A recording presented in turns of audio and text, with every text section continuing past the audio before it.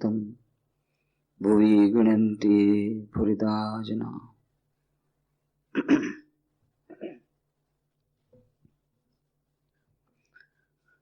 શ્રી રામકૃષ્ણ કથામૃત પર આપણે 105 ચર્ચાઓ કરી અને તેમાં આપણે જોયું કે કેવી રીતે રામકૃષ્ણ દેવના સંપર્કમાં માસ્ટર મહાશય મહેન્દ્રનાથ ગુપ્તમાં આવે છે, એમના જીવનમાં પરિવર્તન આવે છે, નવું જીવન મળે છે. પછી ડાયરીમાં બધો ઉપદેશો શ્રી રામકૃષ્ણ લખી રાખે છે. એ જ ડાયરી રામકૃષ્ણ કથામૃત રૂપે પ્રકટ થાય છે. દેશ વિદેશની વિભિન્ન ભાષાઓમાં એનો અનુવાદ થાય છે અને લાખો પ્રતો વેચાય છે અને કેટલાના લોકોના નવું જીવન આજે પણ સિંચન કરી રહ્યું છે. અદ્ભુત પુસ્તક. એ બધી વાતો આપણે કરી હતી. રામકૃષ્ણ કથામૃતના ગુજરાતીમાં જે 3 ભાગ છે એના પ્રથમ ખંડના દ્વિતીય અધ્યાયના દ્વિતીય ખંડના પ્રથમ ભાગના દ્વિતીય ખંડના ત્રીજા અધ્યાયની વાતો કરી રહ્યા હતા કે જ્યારે શ્રી રામકૃષ્ણ દેવ આવ્યા છે પ્રાણકૃષ્ણ મુખોપાધ્યાયના ઘરે. 2 એપ્રિલનો દિવસ છે 1884નો અને બપોરનો સમય છે અને ઘણા બધા પ્રશ્નો ઉપસ્થિત કરવામાં આવ્યા. શ્રી રામકૃષ્ણના જવાબ આપ્યા. એમાંના 2-3 પ્રશ્નોની આપણે વાત કરી રહ્યા હતા, વિશેષ કરીને કે શા માટે મહાશય પાપની ઈચ્છા શા માટે થતી હશે, અને તો પછી આપણે પાપ માટે જવાબદાર નથી, ઈશ્વર જ જવાબદાર છે. અને ત્યારે શ્રી રામકૃષ્ણ કર્મના સિદ્ધાંતની વાત કરે છે કે જેવું આપણે કામ કરશું તેવું ફળ આપણને મળશે. એ માટે ઈશ્વરને ઉપર દોષ કરવાથી નહીં ચાલે. પોતાના કર્મના ફળનો ભાગ આપણે પોતે જે મેળવી રહ્યા છીએ એની જવાબદારી આપણે પોતે લેવી પડશે. અને જગતમાં દુઃખ કેમ છે, દુષ્ટ લોકો શા માટે કર્યા, આ બધા જે પ્રશ્નો ઉપસ્થિત થયા અને એની ચર્ચા આપણે કરી રહ્યા હતા કે ઘણા બધા પ્રશ્નોનો ઉકેલ મળી જાય જો કર્મના સિદ્ધાંતને આપણે સરખી રીતે સમજી લઈએ. મનમાં ઘણી વાર પ્રશ્નો આવે છે, ઈશ્વરમાં અશ્રદ્ધા આવે છે કે શા માટે ઈશ્વરે દુઃખ કર્યું, શા માટે ઈશ્વરે આ ધરતીકંપ કર્યો, શા માટે ઈશ્વરે આ વિપત્તિઓ લાવી, શા માટે ઈશ્વર આવું બધું કરે છે, શા માટે બાળકો પર આટલા અત્યાચાર કરે છે, જે લોકો સાવ જ અણસમજુ બાળકો છે એના ઉપર શા માટે અત્યાચાર કરે છે, અને જન્મથી જ કોઈ કેમ ગરીબને ઘરે જન્મ લે છે, કોઈ જન્મથી જ કોઈ મહાન ધન સંપત્તિ વાળાને તે જન્મ લે છે અને સારા ઘરે જન્મ લે છે, કોઈને જન્મથી જ દુઃખ છે, કોઈને જન્મથી જ ખોટખાટપણ વાળો છે, જન્મથી જ મેન્ટલી રિટાર્ડેડ છે. આ બધા પ્રશ્નો જાગે છે અને ત્યારે ઈશ્વર પરની શ્રદ્ધા ડગી જાય છે અને ત્યારે સમજાય છે શ્રી રામકૃષ્ણ દેવ આપણી સીમિત બુદ્ધિ દ્વારા એ ઈશ્વરની લીલા સમજવી અશક્ય છે. 4 શેરના લોટામાં 10 શેર દૂધ ન સમાઈ શકે. અને એ જ વાત આજે વૈજ્ઞાનિકો સ્વીકાર કરે છે. પોલ ડેવિસે પુસ્તક લખ્યું છે માઇન્ડ ઓફ ગોડ, અને કહે છે કે માઇન્ડ ઓફ ગોડ એ ઈશ્વરનું મન જાણવા માટે આપણે અસમર્થ છીએ, કારણ કે આપણું મન જે છે એ જે અનંત મનનો એક ભાગ છે અને એ જ પોતાના જ મન દ્વારા એ જ અનંત મનને જાણવું સબ્જેક્ટિવલી કરી શકાય પણ ઓબ્જેક્ટિવલી કરી શકાય નહીં. અને એટલા માટે વૈજ્ઞાનિક પદ્ધતિ દ્વારા જે સાધારણ બુદ્ધિ દ્વારા સાધારણ સ્થિતિમાં જાગૃત અવસ્થામાં આપણે ન કરી શકીએ. હા, perhaps the mystical process is the only process whereby we can know the mind of God.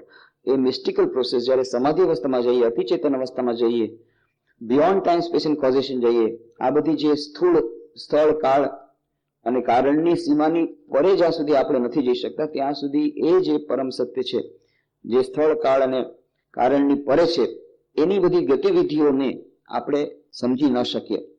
સમજવાનો પ્રયત્ન કરીએ છીએ ત્યારે થોડું થોડું સમજાય છે કર્મના સિદ્ધાંત દ્વારા.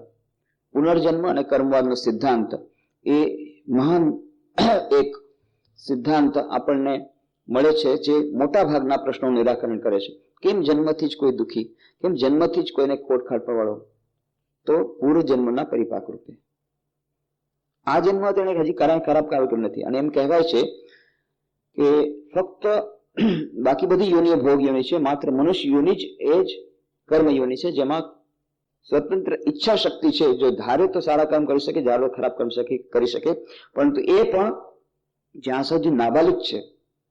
કાયદામાં પણ એવો કાનૂન છે કે કદાચ નાની ઉંમરનો છોકરો હોય તો એને કોઈ ખરાબ પણ કામ કર્યું હોય તો એને સજાની કોઈ એની જોગવાઈ નથી. પણ હવે અમેરિકામાં એ લોકો એ કાયદા જરાક બદલાઈ રહ્યા છે, કારણ કે મોટા ભાગના હવે નાના નાના બાળકો, સ્કૂલના બાળકો જે બંદૂક લઈ, ગન લઈ ટીચર, શિક્ષકો વિદ્યાર્થીઓને મારી રહ્યા છે. અત્યાર સુધી એના ઉપર કોઈ એક્શન લેવામાં આવતું નહોતું, કોર્ટમાં કંઈ કરી શકાતું નહોતું, કારણ કે એ એટલી ઉંમરના બાળકો, 14 વર્ષની ઉંમરના, ઓછાના ઉંમરના બાળકો પર કોઈ કેસ ચાલી શકે નહીં. પણ તે કાયદામાં હવે પરિવર્તન આવી રહ્યું છે, કારણ કે એટલા બધા કેસ થઈ રહ્યા છે.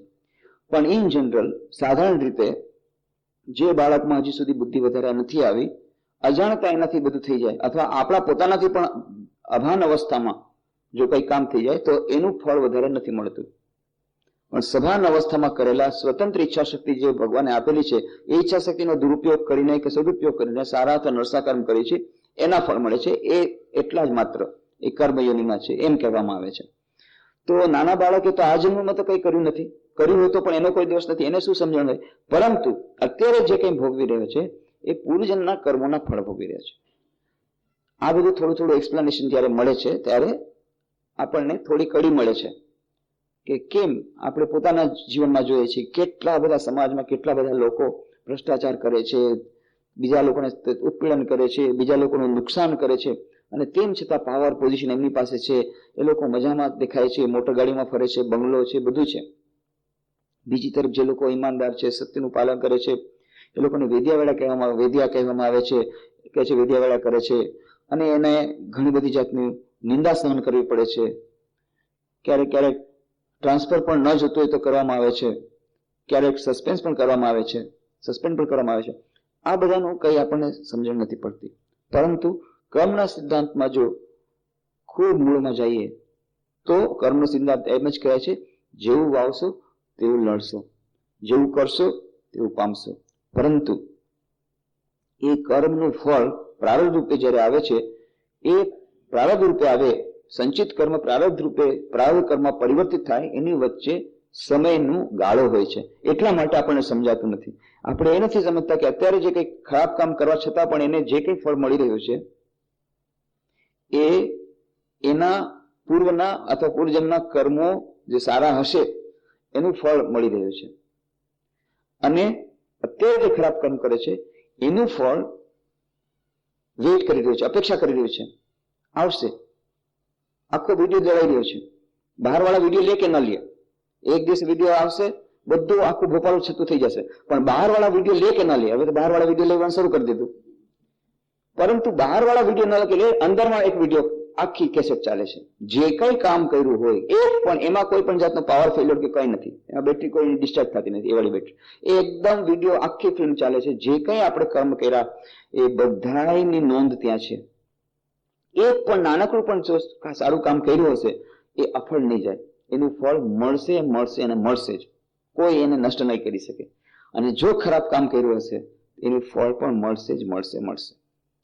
આ પહેલી વાત જ્યારે રાખી છે ત્યારે ક્યારેક આપણે ધરપત થાય છે, ના ઠીક છે અત્યારે જે કંઈ દુઃખ ભોગવી રહ્યા છે કદાચ આપણને નહીં ખબર હોય, આપણને અજાણતા કે પહેલાના આપણા કર્મનું ફળ મળી જાય. પરંતુ જો મારું વર્તમાનનું પ્રારબ્ધ મારા ભૂતકાળના પુરુષાર્થ દ્વારા નિર્મિત થયું છે, એનો અર્થ જ એ છે કે મારું ભવિષ્યનું પ્રારબ્ધ મારા વર્તમાનના પુરુષાર્થ દ્વારા નિર્મિત થશે. એટલે હું પોતે મારા ભાગનું ઘડવૈયો છું. જે થઈ ગયું ગઈ ગુજરી ભૂલી જાઓ, જે થઈ ગયું એ બધું ભોગવી લેશું, બહાદુરીપૂર્વક ભોગવી લેશું. હવે ભવિષ્યનું સારી રીતે આપણને સારું ફળ મળે એના માટે અત્યારથી કામમાં લાગી જઈએ. આ એક મોટામાં મોટો સહારો મળે છે. અને બીજું, કર્મના ફળની સાથે સાથે જો લો ઓફ કર્મની સાથે law of grace, law of divine grace, કૃપાનો સિદ્ધાંત છે. સ્વામી વિવેકાનંદ કહે છે શિકાગો વિશ્વ સભામાં, હિન્દુ ધર્મના પેપરમાં વાંચીને કહે છે કે આવી રીતે કર્મનો સિદ્ધાંત છે, જેવું વાવશે તેવું લડશે. અને ત્યારે વિચાર આવે છે કે તો શું માનવ એટલો અસહાય છે? જે કંઈ કર્મ કરશે એ કર્મના પ્રવાહમાં તણાતો, ક્યારેક આ તરફ, ક્યારેક પેલી તરફ, ક્યારેક સારા કર્મો, ક્યારેક ખરાબ કર્મો, એની થપાટ મારતો, આ તરફ ખાતો એ તરફ, આવી જાતની અસહાય જેવી નાવ આ તરફ જતી જાય, કર્મના એવા લહેરોમાં તણાતી એવી નાવ જેવી એની સ્થિતિ છે. તો એનાથી બચવાનો કોઈ ઉપાય નથી. કદાચ ખરાબ કામ થઈ ગયા એને એટલે ખરાબ ફળ મળી રહ્યા છે, તેમાંથી બચવાનો ઉપાય નથી. એમ કહે છે આ જે સૂર છે, આર્તનાદ, એ ઈશ્વર પાસે પહોંચ્યો. અને ત્યાંથી વાણી આવી, ના, માર્ગ છે. શૃણવંતુ વિશ્વ અમૃતસ્સ પુત્રા આયે ધામાની દિવ્યાની તસ્તુ વેદાહમેતમ પુરુષમ મહાંતમ આદિત્ય વર્ણમ તમસ પરસ્તા તમે વેદિત્વા અતિમિત્વેતિ તમે વિદિત્વા અતિમૃત્યુમેતિ નાને પંથા વિદ્યાનાય, એ પરમ પુરુષ છે, એ પરમાત્મા છે, એની શરણે જવાથી કર્મના બંધનો મોટા ભાગના કપાઈ શકે એમ છે. આ એક રસ્તો છે. જ્યારે કર્મના ફળને કારણે વિચલિત થઈ જઈએ કે ના હવે સહન નથી થતું, ત્યારે આ શરણાગતિનો માર્ગ છે. પહેલા કર્મનો સિદ્ધાંત આપણને પુરુષાર્થવાદી બનાવશે, અને સાથે સાથે જ્યારે કર્મના સિદ્ધાંતના મત પ્રમાણે જ્યારે આપણે ખબર પડી જશે જે કંઈ આપણે દુઃખ ભોગવીએ છીએ એ આપણે પોતાના કર્મનું ફળ છે, તો બીજા ઉપર દોષારોપણ કરવાનું કે આને ફલાણે મારા કર્યું, ઠીકાણે એમ કર્યું, આને કારણે હું દુઃખી છું, આને કારણે, આ બીજા ઉપર દોષારોપણ કરવાનું આપણું જ્યારે કામ પૂરું થઈ જશે તો અડધું આપણું દુઃખ ઓછું થઈ જશે. અત્યારે આપણું દુઃખ વધારે એમ છે કારણ કે આપણે એમ માનીએ છીએ કે આને કારણે મને દુઃખ છે, ફલાણે કારણે મને દુઃખ છે, ઢીકાણે કારણે મને છે, આને કારણે મને દુઃખ છે, પેલી વસ્તુને કારણે મને દુઃખ છે. પરંતુ જ્યારે ખબર પડશે કે અલ્ટિમેટલી અંતમાં તો જે કંઈ દુઃખ મારા જીવનમાં આવે છે, જે કંઈ વિપત્તિ આવે છે, જે કંઈ હું ભોગવું છું, એ બધું મારા પોતાના કર્મોના પરિપાક રૂપે મને મળેલું છે. તો આ બીજા ઉપર દોષારોપણ કરવાનો કે બીજી વસ્તુ ઉપર દોષારોપણ કરવાનો કે ભાગ્ય ઉપર દોષારોપણ કરવાનો કે ઈશ્વર ઉપર દોષારોપણ કરવાનો, આ દોષારોપણ કરવાનો જ્યારે પતી જશે ત્યારે એક હિંમત આવશે, ના મારા માટે છું, મારા કર્મના માટે હું જ જવાબદાર છું, અને એ હિંમત આવશે. અને બીજું, જ્યારે એ પરિપાક કર્મના પરિપાકો બહુ વધારે થઈ જાય, બહુ ખરાબ થઈ જાય, ત્યારે આ એક આશ્વાસનનો સુર કે ના, એક ઈશ્વર નામનું એક તત્વ છે, સંપૂર્ણ સમસ્ત વિશ્વની સૃષ્ટિ સ્થિતિ વિનાશા નામ વાળી જે મહાશક્તિ છે, એ મહાશક્તિ જેની સાથે છે, એવા મહાશક્તિ સ્વરૂપ, મહાશક્તિની સાથે સાથે જે હોય છે પરમાત્મા, એ પરમાત્મા અથવા એ મહાશક્તિ આપણને આ મહા દુઃખમાંથી, વિપત્તિમાંથી, આ જે કર્મના પરિપાક રૂપે પ્રારબ્ધ આપણું નિશ્ચિત થયું છે એની ઇન્ટેન્સિટી, એની જે તીવ્રતા ઓછી કરી શકે છે, અને આ જે ફળ ભોગવવાનું છે એ ફળ ભોગવવાનું થોડું એની શક્તિ એ આપણને આપે છે. રવિન્દ્રનાથ ટેગોરનું એક ગીત છે, કહે છે કે હું એમ નથી ચાહતો કે વિપત્તિ ઓછી થાવ કે દુઃખ ઓછું થાવ, પણ હે ઈશ્વર, તમે મને આ વિપત્તિનો ભાર સહન કરવાની શક્તિ આપો. આ વસ્તુ જ્યારે આવે છે, કર્મના સિદ્ધાંતની વાત આપણે સમજીએ છીએ, ઈશ્વરના આ કૃપાના નિયમને સમજીએ છીએ, તો જે કંઈ દુઃખ આપણા ઉપર આવી પડી છે, વિપત્તિ આવી પડી છે, એને સહન કરવાની શક્તિ આવે છે, મનમાં શાંતિ મળે છે. હમણાં 1 કલાક પહેલા જ અમદાવાદથી પાછો ફર્યો. ગઈકાલે અમદાવાદમાં એક કાર્યક્રમ હતો, સાંજના વિસામો નામની એક જગ્યા છે, વિસામોસ જગ્યાનું નામ આપ્યું છે આખા કાર્યક્રમનું. તો બે થોડીક સંસ્થાઓ મળી અને અમદાવાદમાં એક વસ્ત્રાપુરના એરિયામાં એક મોટી જગ્યા લઈ લીધી અને એમાં તંબુ તણી દીધા. જે લોકો ધરતીકંપથી આહત થયા હતા એમાં સારા સારા ઘરના પણ લોકો હતા. કરોડપતિ અચાનક ખાકપતિ થઈ ગયા, લાખપતિમાંથી ખાકપતિ, રસ્તા ઉપર આવી ગયા, કઈ નહીં, મોટર તો દબાઈ ગઈ, બેચા કોઈ ફ્રેક્ચર થયું છે, કોઈ હોસ્પિટલમાંથી પાછા ફેર્યા છે. આવા બધા લોકો જેનો કોઈ સહારા નથી, જશે ક્યાં, એવા લોકોને એ લોકોએ 29 તારીખથી આ કેમ્પ શરૂ કર્યો, વિસામો એનું નામ આપ્યું. અને આવા બધા તંબુ રાખ્યા. ને પહેલા ત્યારે તો 150 પરિવાર હતા. હું ફર્સ્ટ પહેલી વાર જોવા ગયો 2 ફેબ્રુઆરીના રોજ, ત્યારે તો લગભગ 150-200 પરિવાર હતા.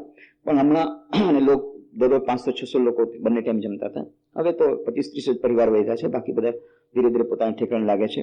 બહુ સુંદર વ્યવસ્થા, દરેક પરિવાર માટે અલગ અલગ તંબુ, કંતાન બધા બાંધી દીધેલા છે. અને એ લોકો એકદમ સાયન્ટિફિક બધું છે. કેટરર્સ છે, બહુ મોટા કેટરર્સ અમદાવાદના, એને બધી મફત સેવા આપી છે. 2 ટાઈમ જમવાનું અને 2 ટાઈમ ચા નાસ્તો. કેવો 5 સ્ટાર હોટલમાં મળે એવું નહીં કે આ રિફ્યુજી છે. અને આ રિફ્યુજી કેવા રિફ્યુજી છે, જે લોકો કરોડપતિ લાખપતિ હતા, એની લાયક એને આપે છે જમવાનું, ફ્રી આપે છે. પણ એવી રીતે નહીં કે આજે એ લોકો દુસાયા અવસ્થા છે એટલે તમે બિચારા છો અને તમે રિફ્યુજી છો, શરણાગત છો, આ કેમ્પમાં આવ્યા છે એટલા માટે, એવી રીતે એ લોકો ટ્રીટ નથી કરતા. એકદમ સારી રીતે એને ટ્રીટ કરે છે, સારામાં સારી રીતે જેમ જમાડી છે એવી રીતે જમાડે છે. કેટરર્સ ફ્રી ઓફ કોસ્ટ, પોતે 4 ટાઈમ આપે છે, ચા નાસ્તો 2 ટાઈમ અને 2 ટાઈમ જમવાનું, સારામાં સારું જમવાનું. મિનરલ વોટર આપે, કારણ કે આ બધા એનાથી જ બધા હેબિચ્યુએટેડ છે. આ લોકો મોટા ભાગના લોકો મોટા ઘરના હતા, એ લોકો મિનરલ વોટર સિવાય કંઈ પીએ અને ત્યારે કેમ્પમાં બીજું કહે તો બીજી બીમારી પાછી વધી જાય. મેડિકલ કેમ્પ રાખ્યો છે, બીજી બધી આખો સ્ટોર રાખ્યો છે, કારણ કે એ લોકો તો પહેરેલ કપડા એવા છે, પહેરેલ કપડા એ ફાટી ગયું છે, બધું પડી ગયું છે, કપડા, ટૂથપેસ્ટ, ટૂથબ્રશ માંડીને એવરીથિંગ બધું ત્યાં સ્ટોરમાંથી આવે છે. બાલ્ટી, સાબુ બધું આપે છે, બધી વ્યવસ્થા. મેડિકલ બધી આખી વ્યવસ્થા, ફર્સ્ટ એડની બોક્સની વ્યવસ્થા, ગમે તે આવી જાય, રજીસ્ટ્રેશન કરે ત્યાં બેસે. અને પછી બાળકોને ડાયવર્ટ કરવા માટે, બાળકોને રમાડવા માટેનો કાર્યક્રમો. પછી જે બહેનો છે બેઠી બેઠી નેગેટિવ થિંકિંગ કરે, મારું ઘરનું બધું, મારું ઘરનું બધું રાજ્ય, મારું આમ થઈ ગયું, આ એને લોકોને ડાયવર્ટ કરવા માટે પ્રવૃત્તિઓ, કોઈને ભરત ગૂંથણ શીખવવાનું કામ, કોઈને આ શીખવવાનું કામ, કોઈને બીજી જાતનું શીખવાનું કામ, એની પાસેથી પાપડ બનાવે, આ બનાવે, તે બનાવે, જેથી કામ મારીએ, પછી એ વસ્તુ વેચીને એ લોકોને ઇન્કમ પણ થઈ જાય. એક સેલ્સ કાઉન્ટર રાખ્યું, એ લોકોની જ બનાવેલી વસ્તુ કે દિવસ રાત એ લોકો એમાં બિઝી રહે તો મન નેગેટિવ થિંકિંગ ન જાય. સાયકેટ્રિસ્ટ રાખ્યા, બધું કાઉન્સેલિંગ કરે છે, હંમેશા આખો દિવસ 1-2 કલાકની સીટિંગ ચાલે છે, બધા પરિવાર સાથે કાઉન્સેલિંગ, કે એ લોકોને વધારે પડતી એની અસર ન થાય. બાળકોના માટે રમાડવાનું સાધન આ બધું આપ્યું છે. બહુ સરસ એ લોકોએ સાયન્ટિફિક વ્યવસ્થા કરી છે. અને વચમાં સત્સંગ ને આ બધું પણ રાખે છે જેથી એ લોકોને થાય. તો એવી રીતે આ સત્સંગ રાખ્યો તો ગઈકાલે તો શાંતિ પ્રાપ્તિના ઉપાયો વિશે બોલવાનું હતું. તો આ બધી જ વાતો કરી, કર્મ સિદ્ધાંતની આ બધી વાતો કરી. ઈશ્વરની એક રસ્તો છે, જયારે આપણે આવી રીતે જે કંઈ આપણે દુઃખ ભોગવીએ છીએ એ શા માટે આવ્યું આપણને સમજાતું નથી, પણ એના માટે બીજા કોઈ દોષ નથી, આપણે પોતાના દોષ જોઈ લે, કે આપણે પોતાના ઉપર લઈ લે કે આપણે પોતાના કર્મને કારણે છે, તો મોટી એક મોટી વસ્તુ બહાદુરી આવી જશે. અને બીજું કે જ્યારે હવે આમાંથી છૂટવાનો ઉપાય એક એવી શક્તિ છે જેને શરણાગત થઈ જાઓ. અર્જુનને કેટલું સમજાયું, 18 અધ્યાય સુધી સમજાયું, શ્રી કૃષ્ણ ભગવાને ન સમજ્યા. પછી છેલ્લે કીધું, સર્વ ધર્માન પરિત્યજ્ય મામેકમ શરણમ વ્રજ અહમ ત્વા સર્વપાપેભ્યો મોક્ષિષ્યામિ મા શુચઃ. શોક ન કર, ચિંતા ન કર, શરણાગત થઈ જા, તારા બધા પાપો હું લઈ લઈશ, તારા બધા કર્મો લઈ લઈશ, અને એકદમ બધું માંથી મુક્ત કરી દઈશ, તું શરણે આવી જા. શરણાગતિનો માર્ગ છે. એ માર્ગ દ્વારા આપણે ગમે એવા કર્મ કર્યા છે પણ ધોવાઈ જવાનો એક રસ્તો આપણી પાસે છે. પૂરા ન ધોવાય તો કમસે કમ એને સહન કરવા માટેનો જે કંઈ છે એને સહન કરવાની શક્તિ તો પ્રભુ આપી જ દે, અને એની ઇન્ટેન્સિટી ઓછી કરી જ નાખે. આ બધું સાંભળ્યા પછી લોકો મેળા કે ઘણા બધા લોકો કહે કે અમે આટલા પેલા કેમ તમે ના આવ્યા, અને કેટલું અમે લોકોને આખો રસ્તો જ મળી ગયો, કે આખું અમે એનું વિચારવા માંડી ગયા કે આવું તો મેં વિચાર્યું નતું કે આમાંની અંદર કે આવી રીતે મુસીબતોમાંથી પણ એક પોઝિટિવ છે કે આ ઈશ્વરને જવાનો રસ્તો મળી ગયો. કદાચ અમને આ ન હોત તો આ રસ્તો ન મળત, આ તો બહુ સારું થઈ ગયું. આવી રીતે એ લોકોને આ ફક્ત કર્મનો સિદ્ધાંત સારી રીતે જો સમજાવી શકાય, એ જો આપણે સમજતા થઈ જાય, શરણાગતિનો માર્ગ, ઈશ્વરનો માર્ગ, અને આપણે જે પોતાની સીમિત આ સ્વીકાર કે આપણી નાનકડી સીમિત બુદ્ધિ દ્વારા આપણે આ ઈશ્વરની લીલા નહીં સમજી. શા માટે ધરતી અપાયો, શા માટે મારા છોકરાને મારી નાખ્યા ભગવાન? પણ આ બધી વસ્તુઓ આપણી સીમિત બુદ્ધિ દ્વારા નહીં સમજાય. કેમ? આપણી બુદ્ધિ કેટલી આવડી. ત્યાં પણ એ જ ઉદાહરણ આપ્યું, કેટલા ત્યાં તારામંડળો છે, અબજો તારામંડળો, કેટલી ગેલેક્સી તારામંડળો, એમાંની એક ગેલેક્સી એ છે મિલ્કી વે, અને એમાંનો એક છે તારામંડળ છે સૌરગ્રહ, અને એ સૌરગ્રહમાં કેટલા બધા ગ્રહોમાંનો એક ગ્રહ પૃથ્વી. તમે જુઓ એનો કેટલામો અંશ છે પૃથ્વી. આવડું અબજો કેટલા બધા તારાગ્રહોમાંથી કેટલા બધા આકાશગંગા, એ આકાશગંગામાં એક આકાશગંગા મિલ્કી વે, એ આકાશગંગામાં કેટલા બધા સૌરમંડળ, એમાંનું એક સૌરમંડળ, એ સૌરમંડળમાંથી એક કેટલા બધા ગ્રહ, એમાંનો એક ગ્રહ પૃથ્વી, અને એ પૃથ્વીમાંનો કેટલા બધા દેશોમાંનો એક દેશ ભારત, અને એ ભારત દેશમાં કેટલો એ નાનકડો એક રાજ્ય ગુજરાત, અને એમાં એ નાનકડો એક શહેર અમદાવાદ. નાનકડું શહેર નહીં, ગુજરાતનું તો મોટું શહેર, પણ એ અમદાવાદ આખા ગુજરાતની કમ્પેરિઝનમાં તો નાનું ક્ષેત્રફળમાં, અને એ અમદાવાદનો એક એરિયા છે વસ્ત્રાપુર, એ વસ્ત્રાપુરમાં નાનકડો આ વિસામાનો કેમ્પ, અને એમાં બેસીને તમે ચિંતા કરો છો ઈશ્વરે કેમ આમ કર્યું, કોની તમે જજમેન્ટ કરો છો. ન્યાયાધીશની સીટ ઉપર બેસીને કે ભગવાને આમ જોતું કરવું જોતું, આમ કરવું જોતું તને, આમ કેમ કર્યું? ન્યાયાધીશની તને પદવી કોણે આપી? કોણે તમને જજ તરીકે તમારું એપોઇન્ટમેન્ટ કોણે કર્યું છે? અને કોના વિરુદ્ધમાં? જે તમને એપોઇન્ટમેન્ટ દેવાના છે એના વિરુદ્ધમાં. પરંતુ એ આપણને સમજાશે નહીં. તો એનો અર્થ છે કે ઈશ્વર કાં દયામય છે અને કાં શક્તિહીન છે. જો સર્વશક્તિમાન હોય તો એને કેમ ધરતીકંપને અટકાવ્યો? કેમ આટલી બધી વિપત્તિ નથી અટકાવતો? કેમ મારું દુઃખ ઓછું નથી કરતો? કેમ અમારું દુઃખ ઓછું નથી કરતો? કેમ અન્યાય સહન કેમ કરે છે? અન્યાયને કેમ અટકાવતો નથી? ભ્રષ્ટાચાર કેમ અટકાવતો નથી? જો એ ખરેખર ઈશ્વર શક્તિમાન હોય તો કેમ અટકાવતો નથી અટકાવતો? એનો અર્થ જ છે એનામાં શક્તિ નથી, એ લાચાર છે આપણી જેમ. જો એ લાચાર હોય તો પછી એને પ્રાર્થના કરીને ફાયદો શું? એ પણ આપણા જેમ લાચાર છે. અને જો સર્વશક્તિમાન હોય અને તેમ છતાં નથી કરતો તો નિષ્ઠુર છે. એ નિષ્ઠુને પ્રાર્થના કરીને ફાયદો શું? જેનું હૃદય જ નથી પછી એને ફાયદો કરીને ફાયદો શું? એટલે આપણે ભગવાન સાથે લેવા દેવા નથી. આવી જાતની આપણે અંદરની જે ભાવના આવે છે એ ભાવનાને શ્રી રામકૃષ્ણ સમજી ગયા તરત કે જયારે એને વાત કરી તો પાટના ટાઈમે જવાબદાર નહીં, ઈશ્વર જ જવાબદાર, ઈશ્વર બધું કરાવે છે. તરત જ નહીં, આ રામેર ઈચ્છા વાળો ભગત નથી, આ બીજો ભગત છે. આ ભગત નથી, આ છે ન્યાયાધીશની સીટ ઉપર બેસીને હમણાં વિચાર કરી રહ્યો છે. તો ન્યાયાધીશ જયારે હોય તો પછી આપણે અલગ પ્રકારનો ન્યાય કરવો પડશે. અત્યાર સુધી એમ સમજતા હતા, ભક્તો પૂછે છે કે આ બધું ઈશ્વરની ઈચ્છાથી થાય છે, કે એની ઈચ્છાથી જ બધું જે કઈ કામ ચાલે છે, તો પછી પાપ માટે આપણે જવાબદાર નહીં. તરત જ રામકૃષ્ણ સમજી ગયા આ રામેર ઈચ્છા વાળો ભગત નથી, આ બીજો જ પ્રકારનો ભગત છે. એટલે તરત કે ના, કર્મના સિદ્ધાંતની વાત કરી, જેવા કર્મ કરશું એવું ફળ મળશે. પણ એ કર્મના સિદ્ધાંતની સાથે સાથે આ ઈશ્વરના કૃપાનો પણ જો નિયમ, એ બંને જયારે સાથે આવે છે ત્યારે આપણામાં હિંમત આવી જાય છે. અને એ કર્મના સિદ્ધાંતમાં જેટલા ઊંડાણમાં જશું એટલું આપણને એમાંથી હિંમત મળશે. એટલું આપણે જેટલા આપણી પરિસ્થિતિ ગમે એટલી દુઃખમાં હોય, વિપત્તિ હોય, એમાંથી પણ આપણને છૂટવાનો માર્ગ મળશે અને એ સહન કરવાની આપણને શક્તિ મળશે. ગઈકાલે અમદાવાદમાં પેલા બેન પાસે પણ ગયો, જેમનો જમણો હાથ તૂટી ગયો છે. બધું આખું વિવરણ સાંભળ્યું. અને પેલા તો ફક્ત મૌન થયું હતું. તો એ લોકોની આખી બિલ્ડિંગ આખી કોલેપ્સ થઈ ગઈ. જે બિલ્ડિંગ હતી 6 માળની, મલ્ટી સ્ટોરી બિલ્ડિંગ હતી, 6 માળ જે છે પૂરા નીચે અંદરમાં જે તળઘર છે, તળઘરની અંદર ચાલ્યા ગયા 6 માળ.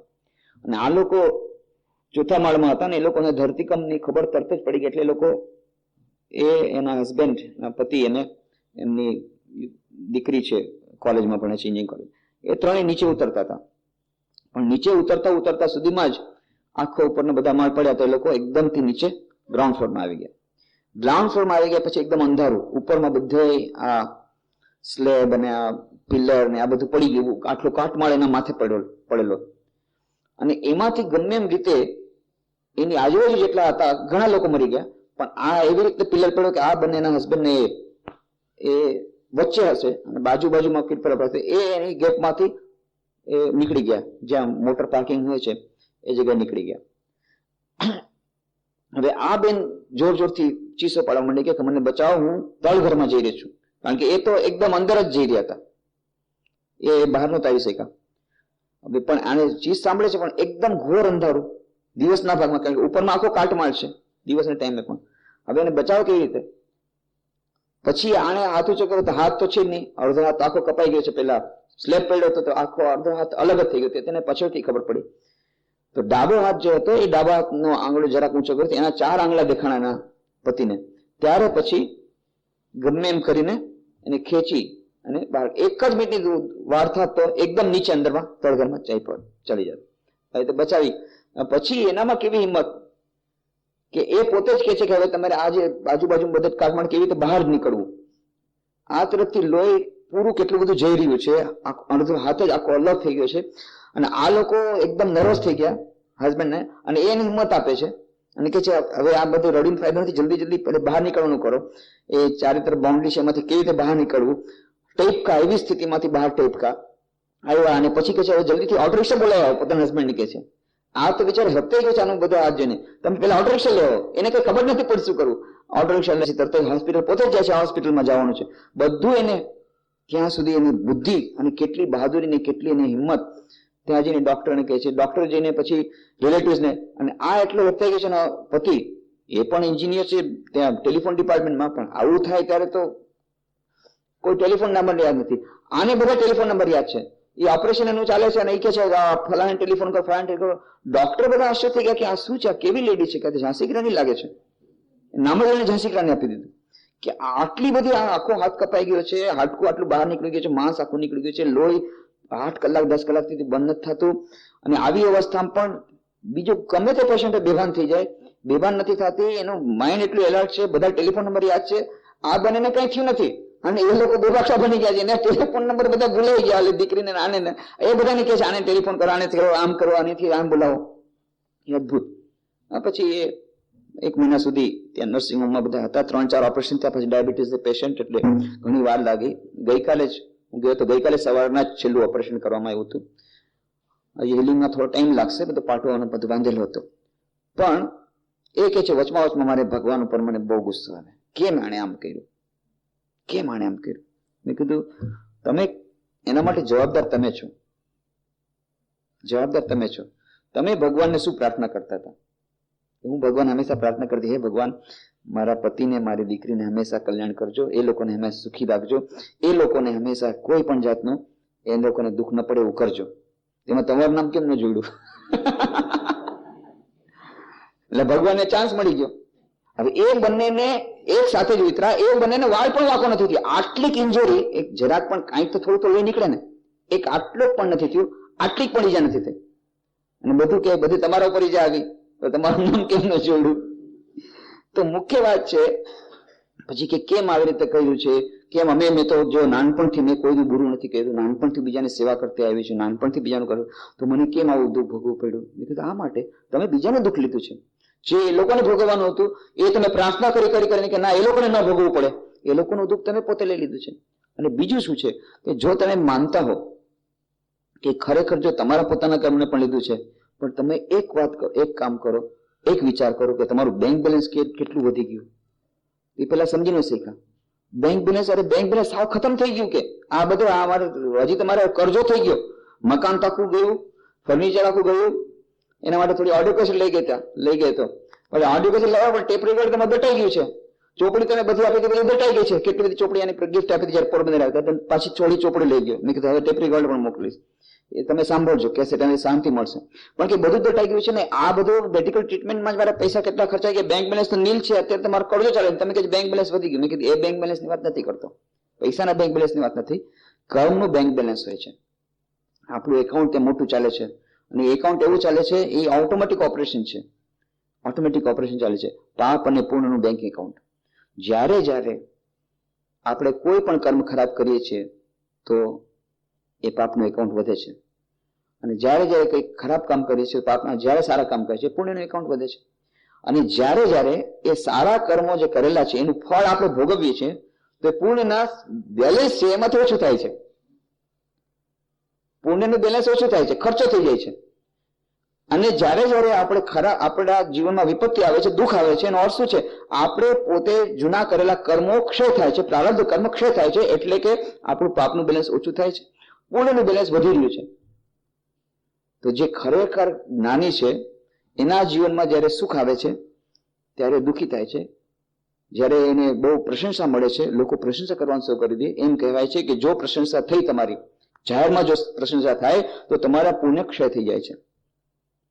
અને જો કોઈ નિંદા કરે તો શું થાય? ઊંધું થાય. નિંદક જે છે એના જે પુણ્ય છે ઓટોમેટિકલી તમારા એકાઉન્ટમાં ટ્રાન્સફર થઈ જાય છે. કેટલું સરસ! એટલે કોઈ જયારે નિંદા કરે ત્યારે આપણે કેટલા ખુશી થવું જોઈએ કે વગર આપણી મહેનતે, આપણે પોતે તો પુણ્યનો સિંચય એટલું બધું કરી શકતા નથી, વગર આપણી મહેનતે સામેવાળાનું પુણ્ય આપણા એકાઉન્ટમાં ટ્રાન્સફર થઈ ગયું છે. કેટલું સરસ! જે આપણી નિંદા કરે છે વગર કારણે, નિંદક કોઈ વગર કારણે આપણે જો નિંદા કરે તો એનાથી કેટલો ફાયદો થઈ ગયો. આપણે કાંઈ કામ ન કર્યું, સામેવાળાનું જે પુણ્ય હતું એના એકાઉન્ટમાંથી ઓટોમેટિક આપણા એકાઉન્ટમાં ટ્રાન્સફર થઈ ગયું. અને જ્યારે આપણી પ્રશંસા થઈ, જાહેરમાં ખાસ કરીને પ્રશંસા થઈ, એ પુણ્યનું બેલેન્સ ઓછું થઈ ગયું. જો જે જ્ઞાની છે એ જ્યારે એની પ્રશંસા થાય છે કે એની પબ્લિસિટી મળે છે ત્યારે એ સુખી, એક બહુ ખુશી થતો નથી કે છકી જતો નથી સુખમાં, કારણ કે ખબર છે આ તો બેંક બેલેન્સ ઓછું થવાની વાત થઈ ગઈ, બેંક બેલેન્સ ઓછું થઈ રહ્યું છે. જો એને પબ્લિસિટીની ભાવના હશે તો બેંક બેલેન્સ ઓછું થશે, પણ જો એને ભાવના નહીં હોય, નિષ્કામ કર્મ કર્યું છે ને પોતાની મેળ આવશે, એના ઉપર ધ્યાન નહીં આપે તો બેંક બેલેન્સની કઈ વાત નથી આવતી. કારણ કે એને પછી કર્મ સાથે નિસ્બત જ નથી, નિષ્કામ કર્મ કરે છે, એને પાપ અને પુણ્યના બેલેન્સ વગેરેની કોઈ ચિંતા જ નથી કરતો. પણ જે લોકો આ પાપ પુણ્યના બેલેન્સની ચિંતા કરે છે એ લોકો માટે સાવધાની વર્તવી જોઈએ કે જ્યારે જાહેરમાં કોઈ આ પ્રશંસા થાય તો મુશ્કેલ થઈ ગયું, એ બેલેન્સ ઓછું થઈ ગયું. જો નિંદા કોઈ કરે અકારણ તો નિંદકના પુણ્ય ઓટોમેટિકલી તમારા એકાઉન્ટમાં ટ્રાન્સફર થઈ જાય. એવી રીતે જ્યારે આપણા જીવનમાં દુઃખ આવે છે તો જે જ્ઞાની છે, જે કર્મના સિદ્ધાંતને જાણે છે, એ વિચલિત થતો નથી, પણ એને આશ્વાસન છે કે જે મારા પૂર્વના કર્મો હતા એ કપાઈ રહ્યા છે, મારો જે પુણ્યનો એકાઉન્ટ વધી રહ્યું છે, પાપનું એકાઉન્ટ ઓછું થઈ રહ્યું છે, બેલેન્સ મારું વધી રહ્યું છે, બેલેન્સ મારું વધી રહ્યું છે. એવી ખુશી છે. કેમ? અત્યારે દુઃખ પડી રહ્યું છે એટલે મારું બેલેન્સ વધી રહ્યું છે ત્યાં એકાઉન્ટમાં રૂપિયા, પણ જો રૂપિયા તમે ખર્ચ કરવાનું શરૂ કર્યું, મારુતિ 1000 આવી ગઈ, પણ બેંક એકાઉન્ટ જોયું, બેંક એકાઉન્ટ નીલ થઈ ગયું, જોયું? પૈસા જ્યાં તમે બેંકમાંથી ઉપાડ્યા તો બેંક એકાઉન્ટ તમારું ઓછું થાય છે એ તમે જોતા નથી. આ તો તમારે 2 દિવસની મજા આવશે, પછી ડીઝલને પૈસા ભરવાના નહીં હોય, પેટ્રોલને ભરવાનું નહીં હોય, અને આ તરફ બેંક એકાઉન્ટ ઓછું થઈ ગયું. જો તમે ગાડી ન ખરીદી, બસમાં ગયા, થોડીક તકલીફ વેઠી લીધી, બેંક એકાઉન્ટમાં રહ્યા, અને ઇન્ટરેસ્ટથી તમારું ઇન્ટરેસ્ટ વધવા આવતા બેંક બેલેન્સ વધતું જાય. આપણા હાથમાં છે બેંક બેલેન્સ ઓછું કરવું. જો બેંક બેલેન્સ વધારવું હોય તો વિથડ્રોઅલ ઓછો થવો જોઈએ, એટલે કે પુણ્યનો વિથડ્રોઅલ ઓછો થવો જોઈએ. તો આપણા જીવનમાં જ્યારે દુઃખ આવે, વિપત્તિ આવે, કે આપણે પૂર્વજન્મ કર્મના ફળ પરિપાક રૂપે આપણને કોઈ પણ જાતનું દુઃખ ભોગવવાનું આવે, ત્યારે ખૂબ આનંદિત થવું જોઈએ કે હાલો આપણા પાપના જે છે બેંક બેલેન્સ ઓછું થાય છે, પુણ્યનું બેલેન્સ વધે છે, બહુ સારું થઈ ગયું. નહીં તો ઇન્ટરેસ્ટની સાથે કમ્પાઉન્ડ ઇન્ટરેસ્ટ આપણા ઉપર લાગી રહ્યું હતું, અને ઇન્ટરેસ્ટની સાથે આપણે પેમેન્ટ કરવું પડે. આ ભરપાઈ થઈ ગયું. દેવું જેટલા જલ્દી ભરપાઈ થઈ જાય એટલું સારું. દેવું જેટલા જલ્દી ભરપાઈ થાય એટલું સારું, કારણ કે આમાં ઓર્ડિનરી ઇન્ટરેસ્ટ નથી લાગતો, કમ્પાઉન્ડ ઇન્ટરેસ્ટ લાગે છે. ચક્રવૃદ્ધિ વ્યાજ સાથે આપણને દેવું પડે છે, તો એ વધારે દેવું પડશે. આજે જો ભોગવી લેશું, આપણા જીવનમાં જે કઈ કારણ હશે એ અત્યારે ભોગવી લેશું. આજે કોઈને તમાચો માર્યો ને આજે કોઈ આપણને તમાચો માર્યો તો એક તમાચામાં પતી જશે, પણ જો 10 દિવસ સુધી આપણે તમાચો ન ખાધો તો 10 તમાચા મળશે. એટલા એના કરતા આજે જ ખાઈ લેવો સારું. જે કઈ કર્મ છે તરત જ ભોગવી લેવા સારા. ખરાબ અને સારા કર્મ જેટલા મોડેથી ભોગવવા મળે એટલું સારું છે. કેમ? ત્યાં જમા થાય છે અને ઇન્ટરેસ્ટ મળશે. એટલા માટે જે લોકો કર્મનો સિદ્ધાંત જાણે છે એ લોકોના જીવનમાં જ્યારે દુઃખ આવે છે ત્યારે એ લોકો સુખી થાય છે, એના જીવનમાં જ્યારે સુખ આવે છે ત્યારે દુઃખી થાય છે. દુઃખી નથી થતા, પણ એ સુખી થાય. સુખ આવે છે ત્યારે છકી નથી જતા સુખમાં, કે ચાલો બહુ સુખ આવી ગયું, હવે એકદમ મોજ મજા કરો. નહીં, એમને ખબર છે બેંક બેલેન્સ ઓછું થઈ રહ્યું છે, એના સાવચેત થઈ જાય છે, બેંક બેલેન્સ ઓછું થઈ રહ્યું છે, સાવધાન રહેવું જોઈએ. અને જ્યારે દુઃખ આવે છે ત્યારે વિચલિત થતા નથી, કારણ કે ખબર છે સારું થયું, જલ્દીથી પતી ગયું. જે ભોગવવાનું હતું આજથી 10 વર્ષ પહેલા, આજે જ ભોગવાઈ ગયું. ઇન્ટરેસ્ટ દેવું નહીં પડે, ઓછામાં થઈ ગયું, સસ્તામાં નીપટી ગયું, સસ્તામાં પતી ગયું, બહુ સારું થઈ ગયું. આવી રીતે જે લોકો કર્મના સિદ્ધાંતને બરાબર જાણવાનો પ્રયત્ન કરે છે અને પૂર્વજન્મ સાથે સંકળાયેલું છે, કેટલાય વખત આપણે ખબર નથી પડતી કે મેં તો આ જન્મમાં કોઈ ખરાબ કામ નથી કર્યું, કેમ મને આવી રીતે ફળ મળ્યું? અત્યારે નથી કર્યું, પરંતુ ત્યાં જોયું કરંટ એકાઉન્ટમાં નથી, ફિક્સ ડિપોઝિટ. ફિક્સ ડિપોઝિટમાં કેટલું બધું છે એ તમે જોયું? તમે ફક્ત કરંટ એકાઉન્ટમાં તમે તો ઓછું લ્યો છો, પણ ફિક્સ ડિપોઝિટમાં ઘણું બધું છે. અત્યારના આ જન્મમાં કદાચ કર્મ નહીં કરેલા હોય, ખરાબ કર્મ નહીં કરેલા, પણ હજારો જન્મના આપણા કર્મો, સંચિત કર્મો પડેલા છે, જે પ્રાયોર રૂપે આવવા માટે તૈયાર છે. એવી જ રીતે જે સારા કર્મો એ પણ છે, ખરાબ કર્મો છે. તો આપણે એનાથી વિચલિત નથી થવાનું. આ કર્મના સિદ્ધાંતને જાણવાથી અને સાથે સાથે ઈશ્વરની કૃપાના સિદ્ધાંતને જાણવાથી દૈનિક જીવનમાં જે આ વિપત્તિઓ આવે છે, આવી જાતની જે ઘટનાઓ જ્યારે ઘટે છે, સામૂહિક રૂપે ઘણા બધાને જ્યારે આવી જાતની વિપત્તિ સહન કરવી પડે છે, તો એમાંથી ઘણી બધી હિંમત મળે છે અને એ પરિસ્થિતિનો સામનો કરવાની શક્તિ મળે છે. અને એટલા જ માટે સ્વામી વિવેકાનંદ એ મરણોત્તર જીવન, લાઈફ આફ્ટર ડેથમાં બહુ સુંદર વાત કરે છે. અત્યારે આપણે આ બાબતની વિગતોમાં નહીં ઉતરી, પરંતુ આ પુનર્જન્મના સિદ્ધાંત અંગે એક વધુ મુદ્દો હું તમારી સમક્ષ રજૂ કરીશ. તે એક જ સિદ્ધાંત માનવ આત્માના સ્વાતંત્ર્યનું સમર્થન કરે છે. એ જ એકમાત્ર સિદ્ધાંત છે જે આપણી સર્વ નબળાઈઓનો દોષ બીજા કોઈ ઉપર ઢોળી નાખવાની જે માનવીની સર્વસામાન્ય ત્રુટિ છે તેમાં સપડાતો નથી. આપણે આપણા પોતાના દોષો તરફ જોતા નથી. આંખો પોતાને સ્વતઃ દેખતી નથી, માત્ર તે અન્ય સૌની આંખોને જુએ છે. આપણે માનવ પ્રાણીઓ જ્યાં સુધી આપણો દોષ કોઈ બીજા પર ઢોળી શકીએ ત્યાં સુધી આપણી પોતાની નબળાઈઓ અને દોષોને પારખવામાં ઘણા શિથિલ રહીએ છીએ. સામાન્ય રીતે માણસો જીવનનો બધો દોષ પોતાના સાથીદારો પર ઢોળતા હોય છે.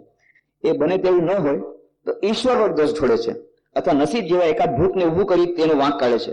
પણ નસીબ ક્યાં છે અને કોણ છે? વાવીએ તેવું લણીએ. આપણે આપણા ભાગ્ય વિધાતા છીએ. બીજા કોઈનો વાંક પણ નથી કે બીજા કોઈને ભાગ્ય જશ પણ જતો નથી. પવન તો વાયા કરે છે. જે વાહનના સળ ખુલ્લા હશે તેમાં પવન ભરાશે અને તે આગળ ધકેલાશે, પણ જેમનો સળ સંકેલી લીધેલો હશે એમાં પવન ભરાશે નહીં. એમાં પવનનો શું વાંક? તેમ ઈશ્વરની કૃપાનો પવન એ દિન રાત નિરંતર વરરાજ કરે છે. તેની દયાનો કોઈ પાર નથી. તો પછી આપણામાંથી કેટલાક સુખી હોય અને કેટલાક દુઃખી હોય તે શું ઈશ્વરનો વાંક છે? આપણા નસીબના ઘડનારા આપણે જ છીએ. ઈશ્વરની કૃપાનો સૂર્ય નબળા તેમજ સબળા સૌને માટે સરખો પ્રકાશ છે. તેનો વાયુ સાધુ તેમજ અસાધુ સૌને માટે સરખો વાય છે. તે સૌનો ઈશ્વર છે, સૌનો દયાળુ અને પક્ષપાત રહિત પિતા છે.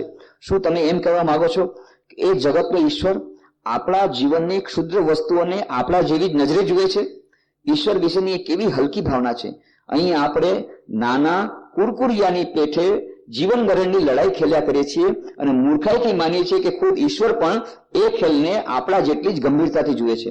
ગલુડિયાની રમત એટલે શું એની એને ખબર છે. આ બધું ગલુડિયાની રમત જે કંઈ આપણે કરીએ બધું ગલુડિયા. રેતીના મહેલથી રમવાનું. નાના નાના બાળકો રમે, રેતીનો મહેલ પડી ગયો, રડે, અરે ભાઈ રડવાનું શું છે, આ રેતીનો મહેલ છે. પણ નહીં, એના માટે આ જ સત્ય છે. એમ આપણા માટે તે આ સત્ય છે. પણ ઈશ્વર કહે છે આ ગલુડિયાની રમતમાં એ આવતા નથી. ગલુડિયાની રમત એટલે શું એની ખબર છે. એના જાણકારને શિક્ષા કરનાર અને કૃપા કરનાર બનાવીને તેના પર દોષ ઢાળી નાખવાના આપણા પ્રયત્નો કેવળ મૂર્ખાઈ ભર્યા છે. નથી એ શિક્ષા કરતો કે નથી નવાજતો. તેની અનંત કૃપાનો અસીમ સાગર સૌ કોઈને માટે સર્વકાળે સર્વ સ્થળે સગળા સંજોગોમાં અફરપણે અચૂકપણે સભર ભરેલો જ છે. તેને કેમ વાપરવો, તેનો શો ઉપયોગ કરવો, તેનો આધાર આપણા પર છે. કોઈ માણસને, ઈશ્વરને કે જગતમાં કોઈને દોષ ન દો. જ્યારે તમને લાગે કે તમે દુઃખી થાઓ છો ત્યારે પોતાનો જ દોષ શોધો અને વધુ સારા થવાના પ્રયત્નો કરો. એટલું સરસ સમાધાન સ્વામી વિવેકાનંદે બતાવ્યું છે. આમાં કોઈ બીજી કોઈ જાતની વાત આપણે કરવામાં નથી. પોતાના પગ ઉપર ઉભા રહેવાની વાત અને હિંમત આપે છે. પ્રશ્નનું નિરાકરણ માત્ર આ જ છે. જેઓ બીજાને દોષ દે છે અને અફસોસની વાત છે કે તેઓની સંખ્યા રોજ બરોજ વધતી જાય છે. તેઓના મગજ નબળા પડી જાય છે અને તેઓ સાધારણ રીતે દુઃખી થાય છે. તેઓ પોતાની જ ભૂલોથી એ દશા પહોંચ્યા હોય છે અને છતાં દોષનો ટોપલો બીજાઓને માથે ઓઢાડે છે. પણ એથી કંઈ તેમની દશા બદલાતી નથી.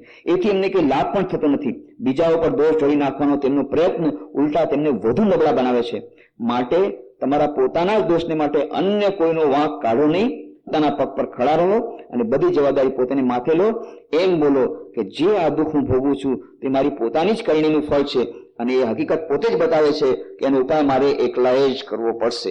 જે આપણે કર્યું સર્જ્યું છે તેનો નાશ આપણે કરી શકીએ, પણ જે બીજા કોઈકની કૃતિ હોય તેનો આપણાથી કદી નાશ કરી શકાય નહીં. માટે ખડા થાઓ, હિંમતવાન બનો, તાકાતવાન થાઓ, બધી જવાબદારી પોતાને શિરે ઓઢી લો અને સમજો કે તમારા નસીબના ઘડનારા તમે પોતે જ છો.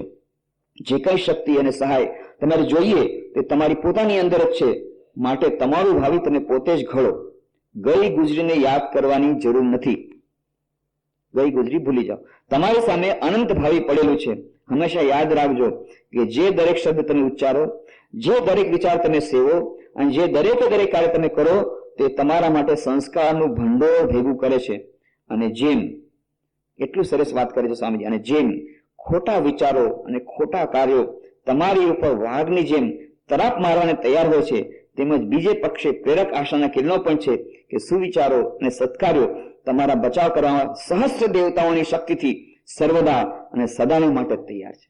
એટલી સરસ વાત કરે. અને અંગ્રેજીમાં તમે તે જાઓ, સ્વામીજી કહ્યું, and you must never forget that as the bad thoughts and bad deeds are ready to spring upon you like a tiger, so also there is an inspiring hope that good thoughts and good deeds are ready to defend you always and forever with 100,000 angels to defend you always and forever. કેટલી મોટી વાત. કદી નિરાશ થશો નહીં. આપણા અંદરમાં હજારો જન્મોના હજારો કર્મો છે. અત્યારે એમ લાગે છે કે શું મારા કર્મ આટલા ખરાબ છે, પણ અત્યારે વાઘની જેમ તરાપ મારે ત્યારે એમ ભૂલતા નહીં. ભલે અત્યારે એમ લાગે છે, સાથે સાથે આપણા પોતાના સારા કર્મો પણ કરેલા છે, એ પણ આપણી સહાય કરવા આવશે. સહસ્ત્ર દેવદૂતોની જેમ સહાય કરવા આવશે. છે પડેલા છે, આપણને ખબર નથી પડતી. અત્યારે દુઃખના અને વિપત્તિના વાદળા આવ્યા છે, પણ આપણે પોતે કરેલા કર્મ આપણને સાચવશે. કેટલી મહાન આશાની વાત છે. You must never forget that as the bad deeds and bad thoughts are ready to spring upon you like a tiger, so also there is an inspiring hope that good thoughts and good deeds are ready with 100,000 angels to defend you always and forever. હંમેશા માટે તમને મજબૂત કરવા માટે, તમારી રક્ષણ કરવા માટે એ પણ બેઠેલા છે. હજારો જન્મ સંસ્કાર, હજારો જન્મના કર્મોના પરિપાક આપણા પોતાના એકાઉન્ટમાં છે. ક્યારેય માણસો નહીં એકાઉન્ટ ખાલી છે નહીં, બંને એકાઉન્ટ છે આપણી પાસે. બાપનું એકાઉન્ટ છે, બહુ ભરેલું છે, એને કારણે અત્યારે દુઃખ પડી રહ્યું છે. બીજું એકાઉન્ટ યાદ રાખજો, ખૂબ એમાંથી લોન મળી જશે, ભરપાઈ થઈ જશે. કેટલું બધું એકાઉન્ટ, એમાં પણ પૈસા પડેલા છે, બીજા એકાઉન્ટમાં છે, સ્વિટ્ઝરલેન્ડ બેંકમાં છે, ઘણા પૈસા આવી જશે. ચિંતા નહીં કરો, બહુ બધું દેવાઈ જશે. આ બધો જયારે આપણે સાંભળે છે કર્મ સિદ્ધાંત, શ્રી રામકૃષ્ણ દેવ આવી રીતે જે વાત કરી, એક જ વાક્ય, એક વાક્યને સમજાવતા ગમે એટલે તમે અંદર જશો, એ અંદર અંદર ખૂંપતા જશો, પણ એનો આરોવાર નહીં મળે. એક એક વાક્ય શ્રી રામકૃષ્ણ કથામૃતમાં એવું છે કે જે નવી આશાનું કિરણ આપે, નવું જીવન આપે, નવું જીવન બક્ષી દે, એવી જાતની વાતો શ્રી રામકૃષ્ણ કથામૃતમાં છે. એક જ વાક્યને જે આપણે વિચાર કરી રહ્યા છીએ, પણ એ સમજવું કેટલું મુશ્કેલ છે, પણ તેમ છતાં કેટલું બધું લાંબુ ચાલે છે. એક જ વાક્ય, એવી શ્રી રામકૃષ્ણની ગહન વાતો કથામૃતમાં છે. બાકીની વાતો આવતા રવિવારે કરવાનો પ્રયત્ન કરશું. અહીં જ વિરામે. ઓમ શાંતિ શાંતિ શાંતિ. હરિ ઓમ તત્સત. શ્રી રામકૃષ્ણાર્પણમસ્તુ.